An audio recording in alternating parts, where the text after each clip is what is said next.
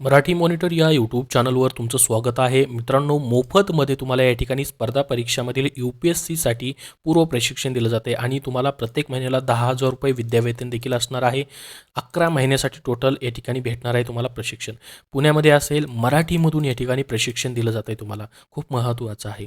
मराठीमधून तुम्ही देऊ शकता. 1,000 विद्यार्थी यासाठी निवडले जाणार आहेत आणि मराठीमध्ये प्रशिक्षण असल्यामुळे तुम्ही या सर्व जे पण तुम्हाला शिकवलं जाईल ती इतर सर्व परीक्षांसाठी तुम्हाला त्याचा उपयोग होणार आहे. कुठलीही सरळ सेवेची परीक्षा असू द्या, राज्यसेवेची असू द्या, त्याच्यासाठी तर या ठिकाणी नक्की अप्लाय करा. तुमच्या मित्रापर्यंत हा व्हिडिओ नक्की शेअर करा. तर पहा, UPSCसाठी तुम्हाला प्रशिक्षण दिलं जातं आहे. 10,000 रुपये विद्यावेतन आहे. आकस्मिक निधी म्हणून तुम्हाला 12,000 रुपये भेटणार आहे. कारण की या ठिकाणी जर तुम्ही अप्लाय केलं तर तुम्हाला भविष्यात येणाऱ्या सर्व परीक्षांसाठी याचा फायदा होणार आहे.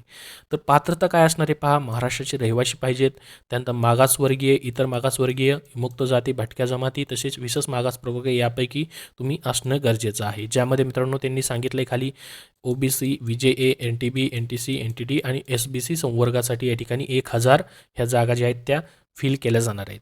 त्यानंतर नॉन क्रिमिनल उत्पन्न गटातील तुम्ही असायला पाहिजेत. तुमची पदवी पूर्ण झालेली आहे किंवा पदवीच्या शेवटच्या वर्षाला आहात तरी देखील अप्लाय करू शकता.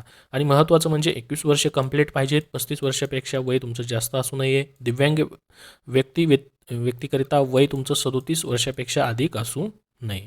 आता मित्रांनो, तुम्हाला ऑनलाईन अर्ज करायचा आहे. याचं प्रशिक्षण जे आहे तुम्हाला या ठिकाणी परीक्षेच्या अभ्यासक्रमानुसार दिलं जाईल. अनिवासी स्वरूपाचं असेल, ऑफलाईन पद्धतीने तुम्हाला याचं प्रशिक्षण दिलं जाणार आहे. याची निवड करण्यासाठी मित्रांनो तुमची एक परीक्षा घेतली जाईल. राज्यसेवा पूर्व परीक्षेच्या धर्तीवरती अभ्यासक्रमानुसार तुमची चाळणी परीक्षा घेण्यात येईल. त्यामध्ये तुमच्या गुणांच्या मेरिटनुसार तुम्हाला या ठिकाणी निवड दिली जाणार आहे. त्याचबरोबर मित्रांनो, आता महत्त्वाचं म्हणजे याच्यासाठी तुम्हाला डॉक्युमेंट त्यांनी सांगितलेत: आधार कार्ड, जातीचे प्रमाणपत्र, रहिवासी दाखला, नॉन क्रिमिनल प्रमाणपत्र, पदवीचं प्रमाणपत्र किंवा शेवटच्या वर्षाला असेल तर मागील पदवीमध्ये उत्तीर्ण झाल्याचं प्रमाणपत्र द्यायचं आहे. पासबुक, दिव्यांग असल्याचा दाखला, अनाथ असल्याचा दाखला हे जर तुम्ही त्यातून भरणार असाल तरच लागणार आहे.